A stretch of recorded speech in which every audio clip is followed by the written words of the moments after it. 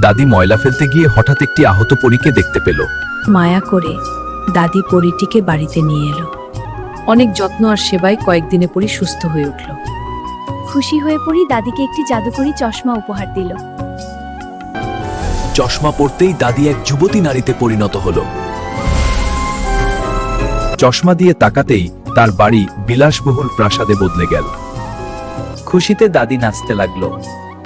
এরপর সে একে একে অসহায় মানুষদের সাহায্য করতে লাগলো। সবকিছু একটি শয়তান ছেলে লুকিয়ে লুকিয়ে দেখছিল। সে দাদিকে একটি আপেল দিল। আপেল খেতেই দাদি গভীর ঘুমে ঢলে পড়ল। ছেলেটি চশমা নিয়ে পালিয়ে গেল। চশমা পরে তাকাতেই তার বাড়িতে আগুন লেগে গেল। আর ধীরে ধীরে সে নিজেই বৃদ্ধ হয়ে গেল। এদিকে দাদি চশমা না পেয়ে কান্না করতে লাগলো। এই সুন্দরী দাদির জন্য একটি লাইক আর সাবস্ক্রাইব করে দিন।